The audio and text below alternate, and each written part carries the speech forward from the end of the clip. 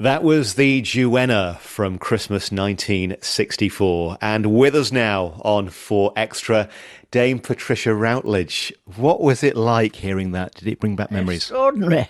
They certainly got on with it. Great pace to the whole thing. And wonderful, appropriate music by Julian Slade. In fact, you'd done it a few times before. It was first performed in 1954 at the Bristol Old Vic. And then there was a television performance, and I played a tiny part as one of the nuns. No solo singing to do. And then the production came into the West End, and I had a small part singing a duet, but I also understudied the Duenna and also understudied Joan Plowright as Clara. And I came in one day to a matinee, and the company manager was at the stage door, and he said, "Right, you're on." So I went on as the Duenna for 4 performances. I got £1 extra per performance. So my dreams of sending home hampers from Fortnum and Mason and sending my brother a wonderful desk set, leather, from the Burlington Arcade were not realised. You started off in the theatre, but you had an ambition to become a teacher. Oh, originally, at the age of 8 or 9, it was my intention. But I can look back now and see what was going on. I mean, I was always asked to play Alice in Wonderland at the Mad Hatter's Tea Party, or winning poetry competitions at my high school and being in the plays. So I can see it was all going on behind my back, really. So your parents encourage you? I lived in a town where there was a wonderful music hall, the Argyle Theatre, Birkenhead, and my father allowed them to hang a bill on the wall of his side window, his hat window. And for that, he was given 2 complimentary tickets for the first house on a Monday. I was taken to see some of the programmes. Rob Wilton, Norman Evans. These people had taken 30 years to perfect their act in front of live audiences. And I suppose, looking back, was what I absorbed was timing, very important. Who else have you looked up to in your life? Oh, goodness. Well, Olivier Gielgud, Edith Evans, Margaret Leighton, many more. And what do you think you learned from these people as you were watching them? Well, again, you absorb it without really noticing. And also, more importantly, watching people. Real people? We're not talking famous people, but sitting and watching people. Yes. Is that something you've always done? Yes, always been interested. And always able to take people off. And particularly school. I got into trouble at school, taking off the headmistress and all that. But it wasn't going to stop me. Can you still do that impression of the headmistress? She was a very dour Scot who didn't approve of me at all. She's in my head. And that's where she'll stay. You've had great success in this country, in America as well. You play Broadway. You're a Tony Award-winning actress. What memories do you have of working in America? Oh, tremendous. I mean, the audiences in New York, you can taste their expectation and enthusiasm. If you don't deliver, of course, the disappointment is also touchable. Yes, you worked with Bernstein, Leonard Bernstein. Leonard Bernstein. And Bernstein, Yes. not Bernstein. That's what he insisted. Okay, I beg your pardon. Bernstein, forgive me.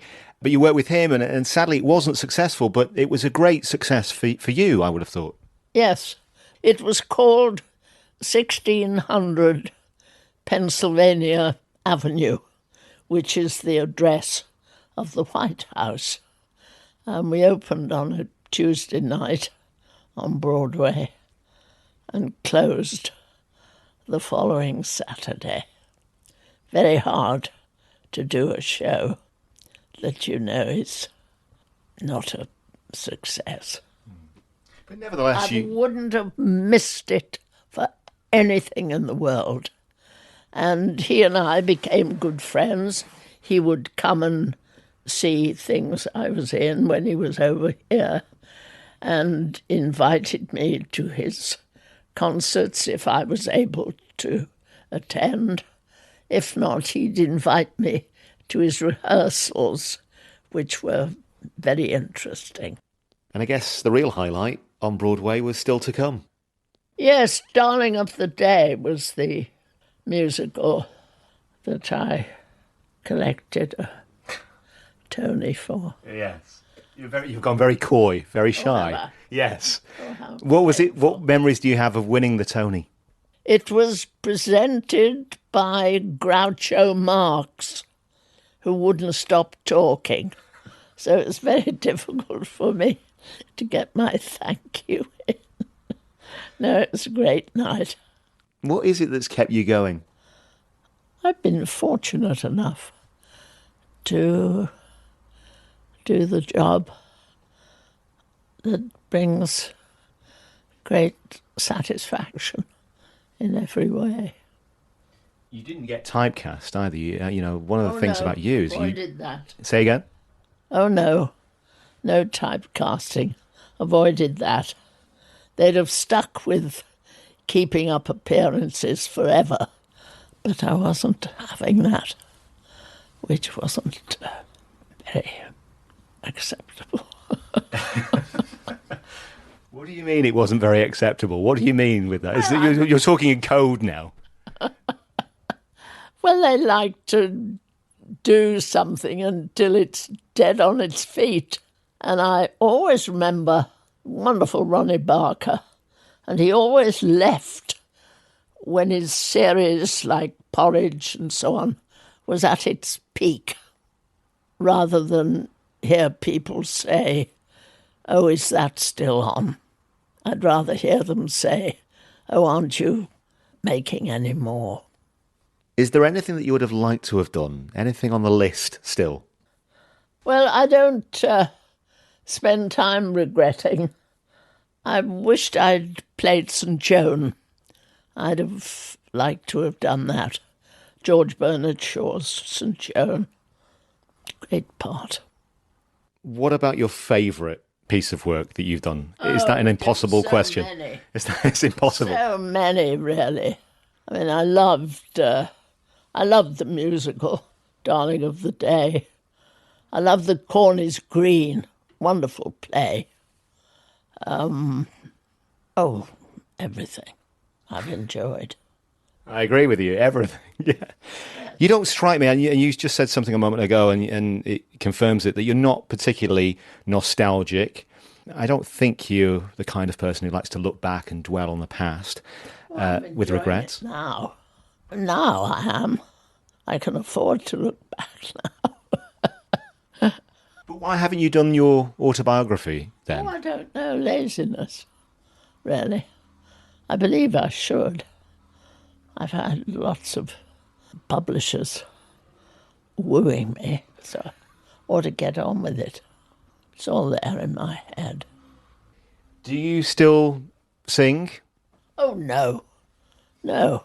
I mean, the muscles give way. You should sing every day. And, oh, no. Can't do it. The breath control. The voice is going. How do you like to fill your time now? Listening to radio. Radio stimulates your imagination. There's nothing like it. I could do without television any day, but I couldn't do without radio. Unfortunately, and it's a great source of distress to me because of macular degeneration, I can't read anymore. That really upsets me. So people have to read letters for me. I can see the overall picture, but I can't see detail. You can't read your beloved poetry. You're a big fan of poetry. There's quite a lot in my head. Well, I was going to ask you if you would recite a poem that means something to you. I learned to love poetry through the poems of Walter Delamere, but The Listeners is a long poem, so you're not going to get that. Can we have a short one then, please? Price. What about a short poem to see us out? Someone came knocking at my wee small door. Someone came knocking, I'm sure, sure, sure. I opened, I listened, I looked to left and right, but naught there was a stirring in the still dark night. Only the busy beetle tap-tapping on the wall. Only from the forest the screech owl's call. So I know not who came knocking at all, at all, at all. That was the first poem I ever learned by heart. Walter Delamere.